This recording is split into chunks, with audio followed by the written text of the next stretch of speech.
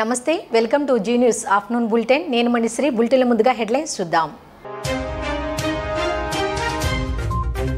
చెదురుమదురు ఘటనలు మినహాయించి తెలంగాణలో ప్రశాంతంగా కొనసాగుతున్న ఎన్నికల పోలింగ్ తమ ఓటు హక్కును వినియోగించుకున్న సెలబ్రిటీలు పొలిటికల్ పార్టీ అగ్రనేతలు ఓటర్లు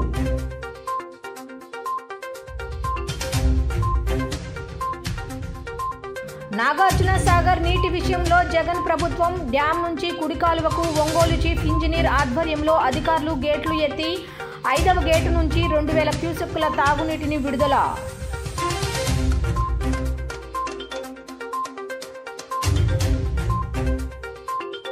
ముఖ్యమంత్రి వైఎస్ జగన్ ను కలిసిన జర్మనీకి చెందిన ప్రముఖ ఎలక్ట్రిక్ బస్సుల తయారీదారులు ట్రక్కుల తయారీ సంస్థ పెప్పర్ మోషన్ సీఈఓ ఆండ్రియాస్ హేగర్ ప్రతినిధి బృందం.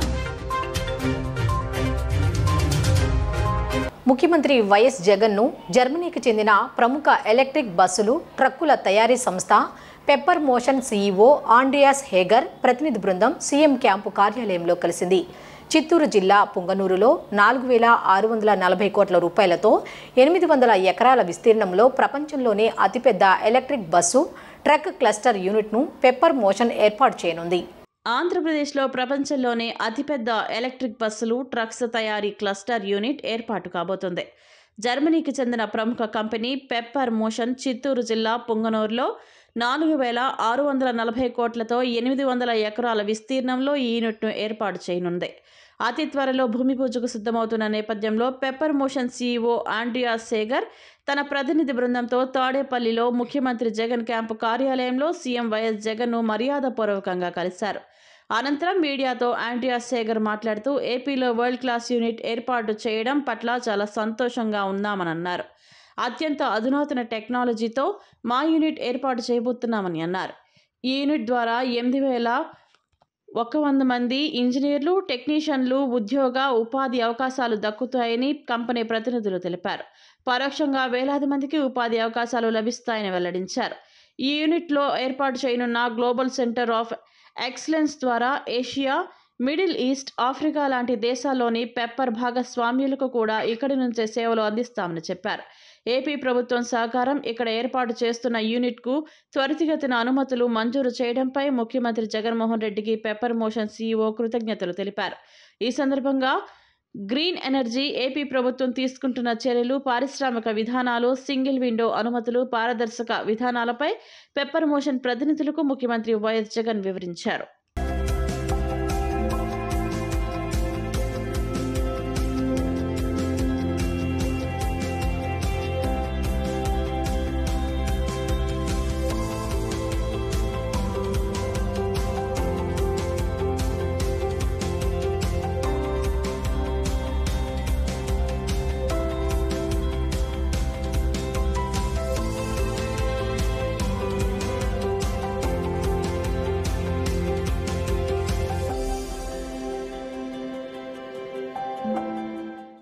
తెలంగాణ రాష్ట్ర వ్యాప్తంగా 119 నియోజకవర్గాల్లో పోలింగ్ ప్రారంభమైంది. పోలింగ్ కేంద్రాల వద్ద ఓటర్లు క్యూ కట్టారు. ఉదయం 7 గంటలకు ముందే పెద్ద ఎత్తున చేరుకోవడంతో అన్ని కేంద్రాల వద్ద రద్దీ కనిపిస్తోంది. ఆయా పార్టీల అభ్యర్థులు, ప్రముఖులు కూడా ఉదయాన్నే ఓటేసేందుకు తరలివచ్చారు. పోలింగ్ కేంద్రాల వద్ద ఎన్నికల అధికారులు పటిష్ట బందోబస్తు ఏర్పాటు చేశారు. సుమారు 1,00,000 మంది పోలీసులు ఎన్నికల విధులు నిర్వహిస్తున్నారు. తెలంగాణలో ఓటింగ్ ఉదయం 7 గంటలకు ప్రారంభమైంది. ఓటు హక్కును వినియోగించుకునేందుకు ఓటర్లు క్యూ కడుతున్నారు. పలువురు ప్రముఖులు ఉదయాన్నే తమ ఓటు హక్కు వినియోగించుకున్నారు. వరంగల్ జిల్లా పర్వతగిరి మండలం కేంద్రంలో మంత్రి ఎర్రబెల్లి దయాకర్ రావు ఓటు వేశారు. మెగా ఫ్యామిలీతో పాటు ఎన్టీఆర్ కుటుంబం ఓటు వేశారు. సినీ నటుడు అల్లు అర్జున్ జూబ్లీహిల్స్లోని BSNL పోలింగ్ బూత్లో ఓటు వేశారు. అందరితో పాటు లైన్లో నిలబడి ఓటు వేసి వెళ్లారు. షాద్ నగర్లో సినీ నటుడు ప్రకాష్ రాజు ఓటేశారు. తెలంగాణ ముఖ్యమంత్రి కేసీఆర్ కూతురు బీఆర్ఎస్ ఎమ్మెల్సీ కల్వకుంట్ల కవిత, మంత్రి కేటీఆర్ ఓటు హక్కును వినియోగించుకున్నారు.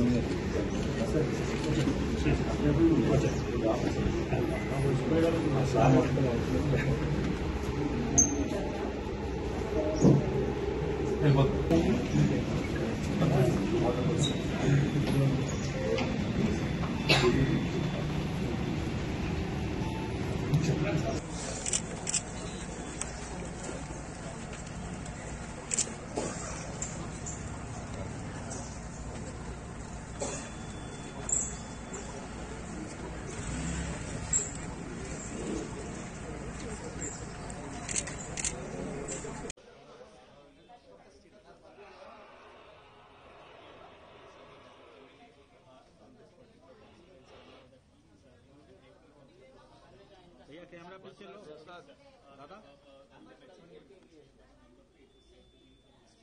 मोबाइल ఎందుకండి కెమెరాలో ఎడ పోతుంటే మొబైల్ పెట్టుకొని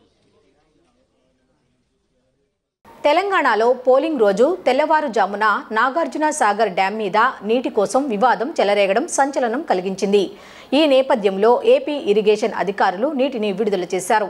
2000 క్యూసెక్కుల నీటిని విడుదల చేశారు. నాగార్జున సాగర్ కుడి కాలువ నుంచి ఈ నీటిని విడుదల చేశారు. నాగార్జున సాగర్ నీటి విషయంలో ఏపీ ప్రభుత్వం పంతం నెగ్గించుకుంది. డ్యాం నుంచి కుడి కాలువకు ఒంగోలు చీఫ్ ఇంజనీర్ ఆధ్వర్యంలో అధికారులు గేట్లు ఎత్తారు. 5వ గేట్ నుంచి 2000 క్యూసెక్ల తాగునీటిని విడుదల చేశారు. ఇటీవల తెల్లవారుజామున దాదాపు 500 మంది ఏపీ పోలీసులు వచ్చి డ్యాం 13 గేట్లను ఆక్రమించిన విషయం తెలిసిందే. దీనిపై తెలంగాణ ప్రభుత్వం స్పందించాల్సి ఉంది.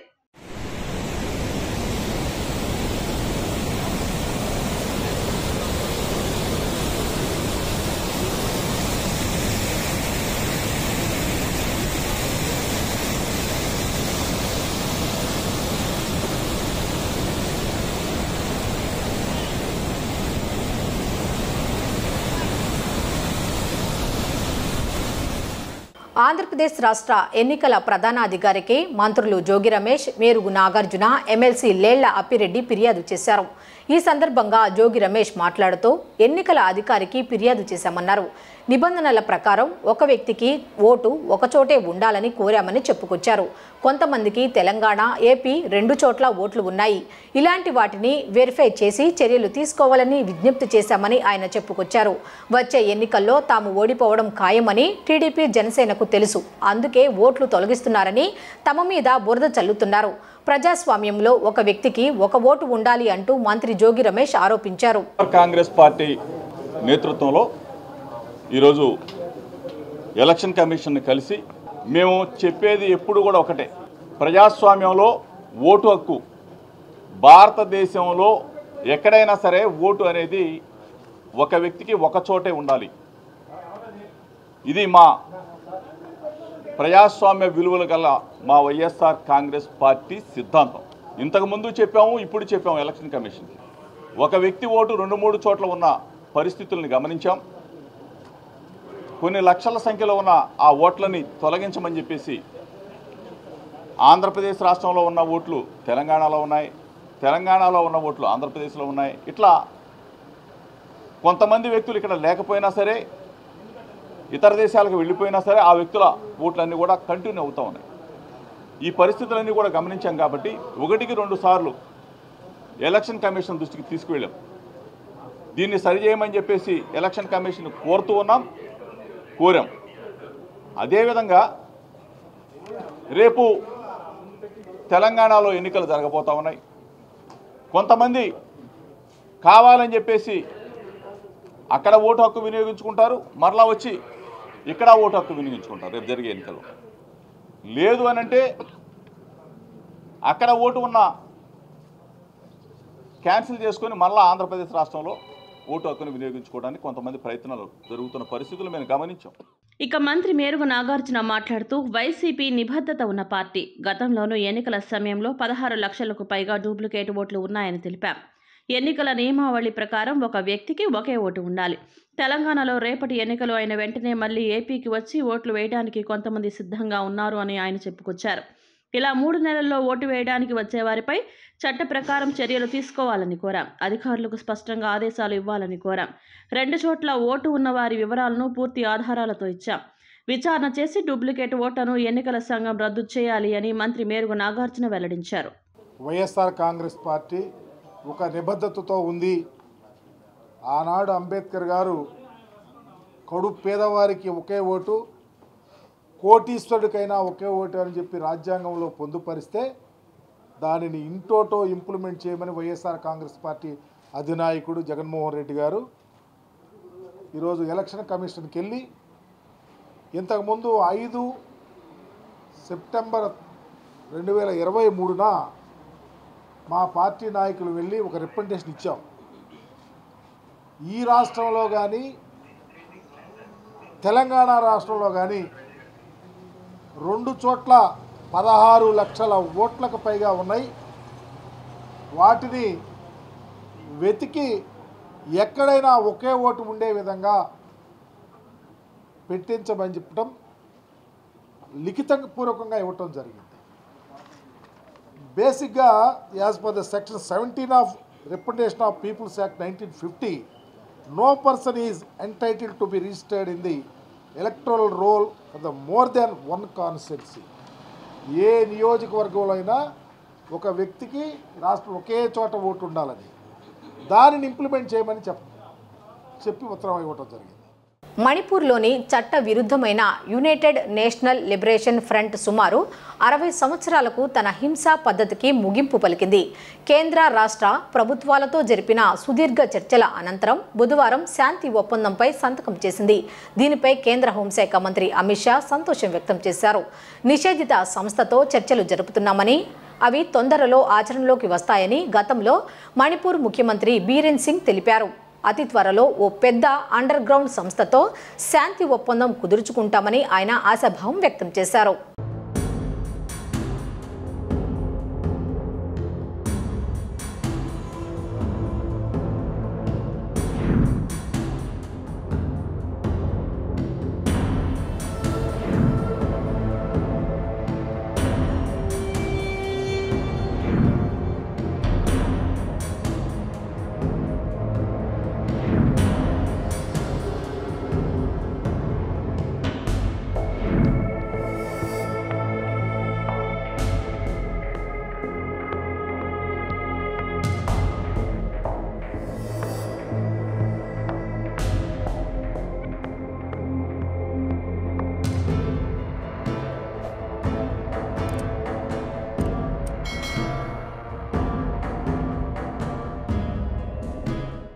We have signed a ceasefire agreement with the government of India today, and that is all that we can say. बहुत पुराना अंडरग्राउंड है, जैसे 70 साल पुराना है, लेकिन आज तक कोशिश करते आए पीस टॉक के लिए, तो नहीं हो सका था. लेकिन प्रधानमंत्री जी मोदी जी के नेतृत्व में आज ये साइनिंग हुआ है पीस प्रोसेस. तो ये बहुत मतलब एप्रिसिएशन हम ऑनरेबल प्राइम मिनिस्टर को कांग्रेचुलेशन करता हूँ, और honourable union home minister Amit Shah ji जो इसके लिए रात दिन मेहनत करता है, रात दिन इसके लिए शांति लाने के लिए जो हमको काम में डाला है, तो इसके लिए हम honourable union home minister Amit Shah ji को भी हम बधाई देना चाहता हूँ. और इसमें और जो यूएनएलएफ का जो कैडर लोग जो है, जो उसका सेना लोग जो भी है, वो लोग ने ये शांति रास्ता में आने के लिए जो राज़ी हुआ है, इसके लिए भी हम यूएनएलएफ का कैडर लोग को, उसका मेंबर लोग को अपने दिल से अप्रिशिएट करता हूँ.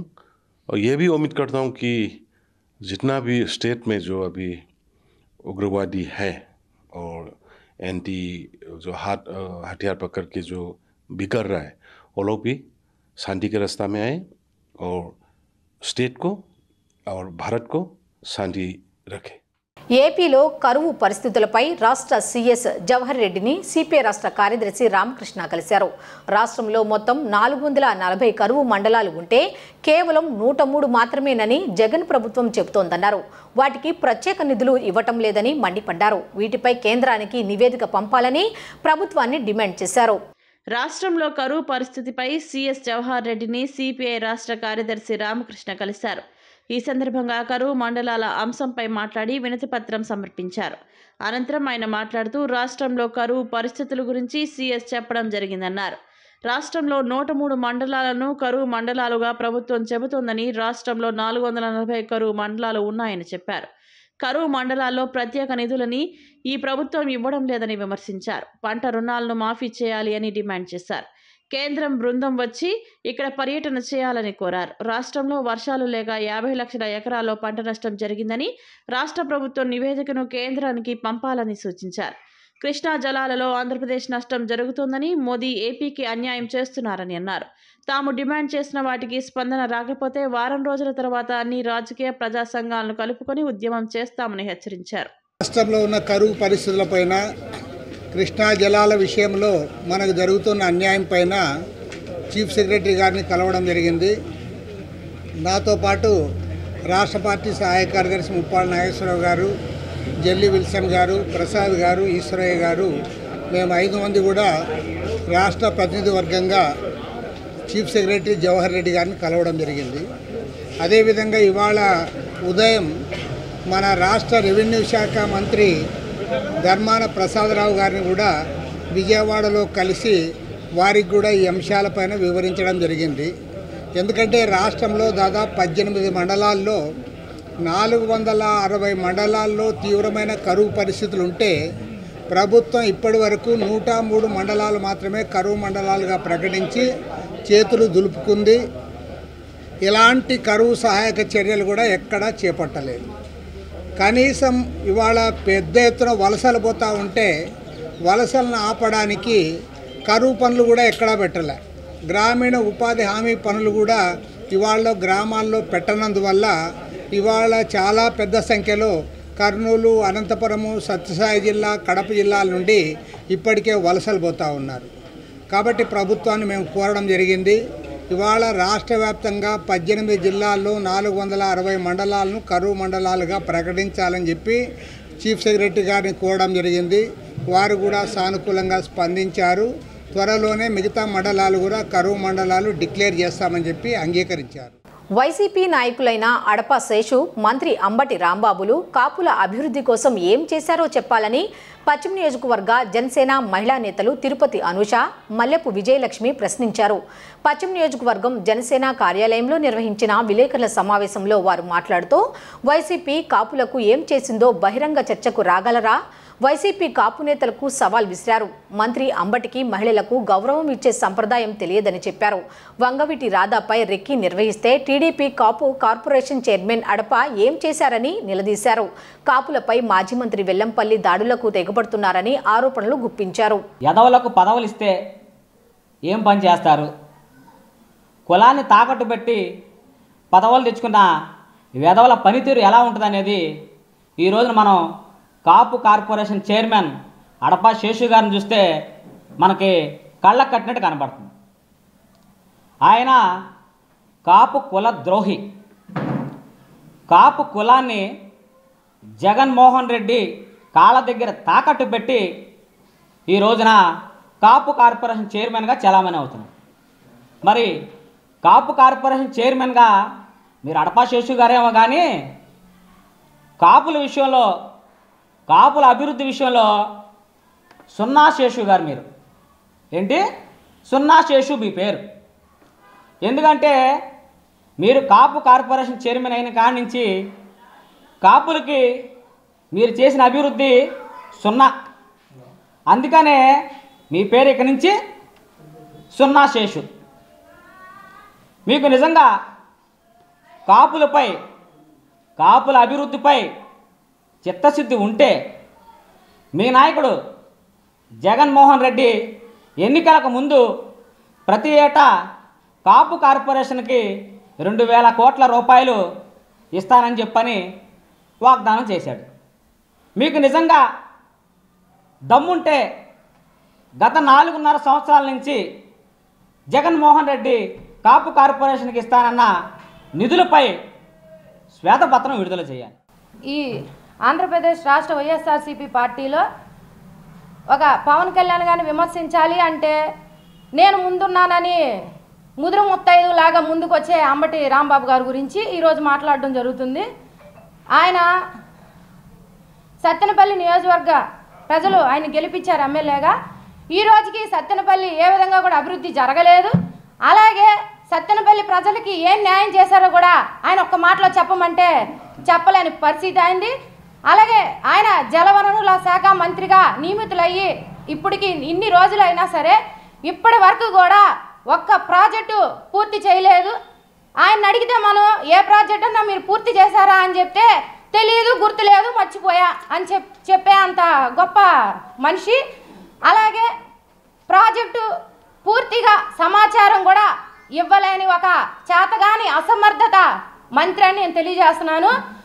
పవన్ కళ్యాణ్ గారి గురించి మాట్లాడమంటే ఇష్టానుసారంగా మాట్లాడతారు. పోలవరం ప్రాజెక్టు ఎప్పుడు పూర్తి చేస్తారని చెప్తే తెలియదు అని చెప్తున్నారు. ఈయన జనసేన పార్టీ గురించి పవన్ కళ్యాణ్ గారి గురించి పదే పదే విమర్శలు చేస్తున్నారు. మేము జనసేన పార్టీ తరఫున అంబటి రాంబాబు గారికి ఒకటే సవాల్ ఇస్తున్నా, మీకు చిత్తశుద్ధి ఉంటే పోలవరం ఎప్పుడు పూర్తి చేస్తారో మీరు తెలియజేయండి. ప్రతి ఒక్క వైసీపీ చేతగాని పరిపాలన మన రాష్ట్రం మొత్తం కూడా చూస్తుంది. అందులోనే మన పశ్చిమ నియోజకవర్గంలో ఒక చేతగాని ఒక ఎమ్మెల్యేని ఎందుకు ఎన్నుకున్నామా అని చెప్పి ప్రజలందరూ కూడా వాళ్ళ ఆవేదనని ఈ రోజున అనేక విధాల వ్యక్తం చేయడం మనందరం కూడా చూస్తున్నాం. అందులో కాపులకి ఆయన ఏదో ఉద్ధరిస్తున్నట్టు బయటికి నటిస్తూ కపట ప్రేమ చూపిస్తున్నారని కూడా ఈ రోజున కాపులందరూ కూడా వాళ్ళ ఆవేదనని వ్యక్తం చేయడం జరుగుతుంది. ఎవరి ద్వారా అయితే ఎవరు రాజకీయ జీవితానికి ఆయనకి పునాది వేశారో, భిక్ష పెట్టారో అలాంటి వారిపైన ఈ రోజున అనేక విమర్శలు చేస్తూ ఆయన్ని చిరంజీవి గారి దగ్గరికి వంగవీటి రాధా గారు ఆయన్ని జాలిబడి వెల్లంపల్లి గారి మీద జాలిబడి ఈ రోజున తీసుకెళ్లి పరిచయం చేసిన ఒక వ్యక్తిని ఆయన మీదే అనేక విమర్శలు చేసి చిరంజీవి గారికి లేనిపోని మాటలు చెప్పి ఎవరు దగ్గరవుతారా అనే ద్వేషపూరితమైన వ్యాఖ్యలు చెప్పి ఈ రోజున వంగవీటి రాధా గారిని దూరం చేశారు. ఈ రోజున వంగవీటి రాధా గారి ఇంటి దగ్గర రెక్కీ జరిగితే దానికి సపోర్ట్ చేసిన ఒక వ్యక్తి ఎవరైనా ఉన్నారంటే అది పనికి మాలిన ఈ వెల్లంపల్లి శ్రీనివాసరావు అని చెప్పి అందరూ కూడా విమర్శించడం జరుగుతుంది. జాతీయ అంతర్జాతీయ స్థాయిలో గుర్తింపు పొందిన క్రీడాకారులను స్ఫూర్తిగా తీసుకుని నేటి తరం యువత క్రీడా ప్రతిభ ద్వారా జిల్లాకు మరింత గుర్తింపు తీసుకురావాలని జిల్లా కలెక్టర్ ఎస్ జిల్లీరావు అన్నారు. పివి సింధు, కోనేరు హంపి, జ్యోతి సురేఖ వంటి ఎంతో మంది ప్రతిభావంతులైన క్రీడాకారులు జాతీయ అంతర్జాతీయ స్థాయిలో ప్రతిభ చూపి జిల్లా పేరును ప్రపంచ పటంలో నిలపడం గర్వకారణమన్నారు. రాష్ట్ర టేబుల్ టెన్నిస్ సంఘం ఆధ్వర్యంలో వారం రోజులు నిర్వహించబోయే జాతీయ ranking table tennis championship tournament ప్రారంభమైంది. ఈ టోర్నమెంట్ ప్రారంభోత్సవానికి ముఖ్య అతిథిగా జిల్లా కలెక్టర్ ఎస్ జిల్లీరావు హాజరై ప్రారంభించారు. ఈ సందర్భంగా ఆయన మాట్లాడుతూ జీవితంలో ఉన్నత శిఖరాలను అధిరోహించేందుకు దోహదం చేస్తాయని చెప్పారు. పివి సింధు, కోనేరు హంపి, జ్యోతి సురేఖ వంటి ఎంతో మంది ప్రతిభావంతులైన క్రీడాకారులు జాతీయ అంతర్జాతీయ స్థాయిలో ప్రతిభ చూపి జిల్లా పేరును ప్రపంచ పటంలో నిలపడం గర్వకారణమన్నారు. జాతీయ అంతర్జాతీయ స్థాయిలో గుర్తింపు పొందిన క్రీడాకారులను స్ఫూర్తిగా తీసుకొని నేటి తరం యువత క్రీడా ప్రతిభ ద్వారా జిల్లాకు మరింత గుర్తింపు తేవాలని కోరారు. క్రీడాకారులను ప్రోత్సహించే విధంగా ఇటువంటి టోర్నమెంట్లు నిర్వహించడం అభినందనీయమని అన్నారు. రాష్ట్ర టేబుల్ టెన్నిస్ సంఘానికి ప్రభుత్వం తరఫున అన్ని విధాలు అండగా ఉంటామని తెలిపారు. నవంబర్ 5 వరకు మన విజయవాడలో ఈ national table tennis ranking championship UTT అంటారు, ultimate table tennis 2023 national level programme అనేటువంటిది ఇక్కడ రామకోటయ్య స్టేడియంలో పడమట్లో అనేటువంటిది ఇనాగ్రేట్ చేసుకున్నాం. ఈ కార్యక్రమానికి మనకి నేషనల్ లెవెల్ అంటే మనకి TTFI అంటారు, TTFI నుండి మన కమలేష్ మెహతా గారు అనేటువంటిది రావడం, అంతకుముందు 80sలో నేషనల్ ఛాంపియన్షిప్ అండ్ మన ఒలింపిక్ ప్లేయర్ కూడా.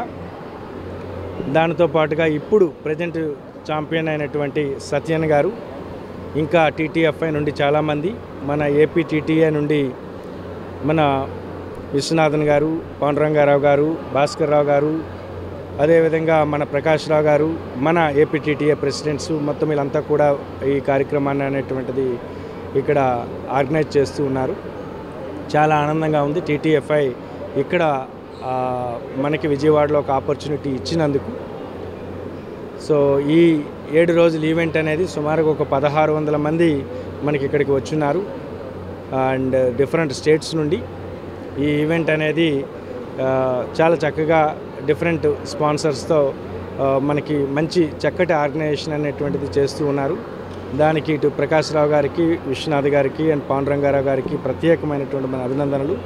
టీటీఎఫ్ఐ కూడా ప్రత్యేకమైనటువంటి అభినందనలు. ఇలాంటి ఈవెంట్స్ విజయవాడలో మోర్ అండ్ మోర్ ఈవెంట్స్ అనేటువంటి జరగాలి. ఇక్కడ చాలామంది యంగ్ అంటే ఇప్పుడు under 19 and under 13 and under 15 and 17 and 19 దాంతోపాటుగా సీనియర్ లెవెల్స్ డిఫరెంట్ మనకి ఈవెంట్స్ అనేటువంటి ఇక్కడ జరుగుతూ ఉన్నాయి. కాబట్టి ఈ చక్కటి ప్లాట్ఫామ్ అనేటువంటిది నిజంగా మంచి ప్లేయర్స్ని ఇక్కడ నుండి మరొక తీసుకురావడానికి అవకాశం అనేటువంటిది ఉంటుంది. మంచి ర్యాంకింగ్లో అనేటువంటిది ఇది ఈ పార్టిసిపేషన్ అనేటువంటిది ఉపయోగపడుతుంది. ఇక్కడ table tennis federation of India నుంచి ఈ నేషనల్ ఛాంపియన్షిప్ చేద్దామని వచ్చామండి. సో వాళ్ళు మమ్మల్ని దయతో అలాట్ చేశారు. అది ఈ రోజు నుంచి 5వ తారీఖు డిసెంబర్ వరకు ఉంటుంది. దీంట్లో 7 కేటగిరీల్లో బాయ్స్ అండ్ గర్ల్స్ పోటీ పడతారు. Under 11, under 13, under 15, under 17, under 19, men and women and mixed doubles అండి. ఇవి 20 టేబుల్స్ మీద మ్యాచెస్ జరుగుతాయి. ఆల్మోస్ట్ ఒక 60 అఫీషియల్స్ వచ్చారు. ఒక 1500 వరకు ప్లేయర్స్ ఆడతారు. ఈ టేబుల్స్ అన్నీ కూడా మనకి ఒక స్పాన్సర్ కింద స్టాగ్ వాళ్ళు వచ్చారు. అలాగే ప్రైజ్ మనీ అన్నీ కూడా స్పాన్సర్ చేయడానికి అల్టిమేట్ టేబుల్ టెన్నిస్ అని చెప్పి ఒక ఢిల్లీ ఆర్గనైజేషన్ టేకప్ చేసింది. సో వాళ్ళిద్దరి కోఆపరేషన్ సహకారంతో లోకల్గా మనకి దీపక్ నెక్సిజన్ గ్రూప్ వాళ్ళు, అట్లాగే చాలామంది రామ్కౌర్ వాళ్ళు, ప్రకాష్ ఆర్ట్స్ వీళ్ళందరూ కూడా మనకి సపోర్ట్ చేయడం వల్ల ఈ టోర్నమెంట్ సక్సెస్ఫుల్గా కండక్ట్ చేయగలుగుతున్నాం. So all the best. Thank you very much. M A M trust ద్వారా ట్రస్ట్ చైర్మన్ మహంతి వాసుదేవరావు అందిస్తున్న సేవలు అందరికీ ఆదర్శప్రాయమని సౌత్ జోన్ ఏసీపీ రవికిరణ్ చెప్పారు. వాసుదేవరావు చేసే సేవా కార్యక్రమాలు ఆదర్శంగా తీసుకుని ముందుకు వెళ్లాలని ఆయన కోరారు. తల్లిదండ్రులపై ప్రేమతో వారి జ్ఞాపకార్థం ఎన్నో సంవత్సరాలుగా సేవా కార్యక్రమాలు చేయడం సంతోషించదగ్గ విషయమని అన్నారు. మహంతి అప్పల నరసయ్య మహాలక్ష్మి ట్రస్ట్ 7వ వార్షికోత్సవ వేడుకలను మైసూర్ కేఫ్ రోడ్లోని ట్రస్ట్ కార్యాలయం వద్ద ఘనంగా నిర్వహించారు. ఈ కార్యక్రమంలో సౌత్ జోన్ ఏసీపీ రవికిరణ్ ముఖ్య అతిథిగా హాజరై వృద్ధులకు చీరలు, దివ్యాంగులకు వీల్ చైర్ను పంపిణీ చేశారు. ఈ సందర్భంగా ట్రస్ట్ వ్యవస్థాపకులు మహంతి వాసుదేవరావును ఆయన అభినందించారు. అనంతరం ఏసీపీ మాట్లాడుతూ మహంతి వాసుదేవరావు చేస్తున్న సేవా కార్యక్రమాలు అభినందించదగినవని అన్నారు. ఆయన ఎంత ఎదిగినా తన తల్లిదండ్రులను మర్చిపోకుండా ట్రస్ట్ ద్వారా సేవలు అందించడం అభినందనీయమని అన్నారు. వాసుదేవరావు స్ఫూర్తితో సేవా కార్యక్రమాలు చేసేందుకు ముందుకు రావాలని ఆయన సూచించారు. అనంతరం ట్రస్ట్ చైర్మన్ మహంతి వాసు మాట్లాడుతూ తన తల్లి జ్ఞాపకార్థం ట్రస్ట్ ఏర్పాటు చేసి అనేక సేవా కార్యక్రమాలు చేయడం జరిగిందన్నారు. తన ఎదుగుదలకు ఎంతో మంది సహకరించారని, అందరికీ రుణపడి ఉంటారని పేర్కొన్నారు. దేవుడికి దండం పెట్టు, లేనివాడికి అన్నం పెట్టు అని తన తల్లి చెప్పిందని, ఆ మాట ప్రకారం ట్రస్ట్ ద్వారా తనకు తోచిన సాయం అందిస్తున్నానని ఆయన వెల్లడించారు. భవిష్యత్తులో కూడా ట్రస్ట్ ఆధ్వర్యంలో సేవా కార్యక్రమాలు కొనసాగుతాయని ఆయన తెలిపారు. ఇంటిమేటెడ్ దట్ ఇష్యూ వెంటనే హీ కేమ్ ఫార్వర్డ్ అండ్ అతనే వాళ్ళ పాపకి చక్కగా అంతా ఫీజు కట్టి చాలా ఆ వ్యక్తి నాకు చాలా హ్యాపీగా ఫీల్ అయ్యానంటూ వెంటనే వచ్చి చెప్పడం I felt very happy. I wish him all the best. And ఇవాళ మామ్ ట్రస్ట్ అధినేతగా అతను నడుపుతూ 7వ వార్షికోత్సవం నడుపుతున్నందుకు I'm very very happy for him and I wish him in future కూడా ఇలాంటి ప్రోగ్రామ్స్తో కంటిన్యూ అయ్యి ఇంకా మంచి మంచి స్థాయికి ఎదగాలని కోరుకుంటూ ఆశిస్తూ సెలవు తీసుకుంటాం. ఈ కార్యక్రమానికి అతిథిగా వచ్చినటువంటి డాక్టర్ కె రవికిరణ్ గారికి, శ్రీకాంత్ జైన్ గారికి, దినేష్ జైన్ గారికి, మన వేసాల రామకృష్ణ బ్రదర్కి, పిన్నింటి గణేష్ అందరికీ కూడా నా కృతజ్ఞతలు తెలియజేసుకుంటున్నాను. ఎందుకంటే ప్రతి సంవత్సరం కూడా మా అమ్మగారి జ్ఞాపకారంతో ఈ కార్యక్రమాన్ని చేపడుతూ ఉంటాను. ఈ కార్యక్రమాన్ని కూడా ప్రతి కార్యక్రమానికి నేను రాజకీయాలకు అతీతంగా ఓన్లీ రాజకీయ నాయకులు ఇప్పటి వరకు కూడా ఏ రాజకీయ నాయకులు కూడా నా ట్రస్ట్లోకి ఆహ్వానించలేదు. ప్రత్యక్షంగా కూడాను ఓన్లీ ప్రజల కోసం జీవిస్తున్నటువంటి ప్రజాసేవ చేస్తున్నటువంటి ఆఫీసులను కానివ్వండి వారి కోసమే నేను అతిథులుగా పిలుచుకొని సత్కరించుకుంటాను నేను ఎప్పుడు కూడాను. ఎందుకంటే ప్రభుత్వ అధికారులు అంటే ప్రజల కోసం జీవిస్తున్నటువంటి, ప్రజల కోసం ఎంతో కష్టపడి చేస్తూ రాత్రనక పగలనక చేస్తున్నటువంటి నాకు ముఖ్యంగా పోలీస్ డిపార్ట్మెంట్ అంటే చాలా ఇది గౌరవం ఎక్కువ. ఎందుకంటే దాంట్లో యాక్చువల్లీ చాలామంది మా వాళ్ళు ఉన్నారు పోలీస్ డిపార్ట్మెంట్లో. వాళ్ళకి పడే కష్టం కూడా నేను ప్రత్యక్షంగా చూస్తాను. ఈ పేదలు అట్లాగే చేస్తున్న పోలీసులు చాలా వరకు ట్రస్టులు కూడా నడుపుతున్న వాళ్ళు వాటి ద్వారా సహాయం చేస్తున్న వాళ్ళు కూడా నేను చూస్తాను. ఎందుకంటే 2-3 ఫౌండేషన్లు కూడా మా దృష్టికి వచ్చి చేస్తున్నారు. వార్తలు ముగించే ముందు హెడ్లైన్స్ మరొకసారి చూద్దాం. చెదురుమదురు ఘటనలు మినహాయించి తెలంగాణలో ప్రశాంతంగా కొనసాగుతున్న ఎన్నికల పోలింగ్. తమ ఓటు హక్కును వినియోగించుకున్న సెలబ్రిటీలు, పొలిటికల్ పార్టీ అగ్రనేతలు, ఓటర్లు.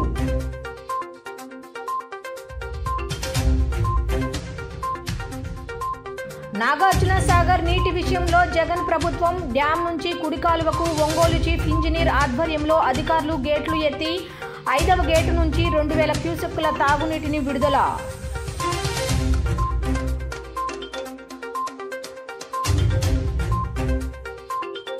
ముఖ్యమంత్రి వైఎస్ జగన్ ను కలిసిన జర్మనీకి చెందిన ప్రముఖ ఎలక్ట్రిక్ బస్సుల తయారీదారులు, ట్రక్కుల తయారీ సంస్థ పెప్పర్ మోషన్ సీఈఓ ఆండ్రియాస్ హేగర్ ప్రతినిధి బృందం. ఈ వార్తలు ఇంతటితో సమాప్తం. తిరిగి రాత్రి 7:30 బులెటిన్లో కలుద్దాం. అంతవరకు సెలవు. నమస్కారం.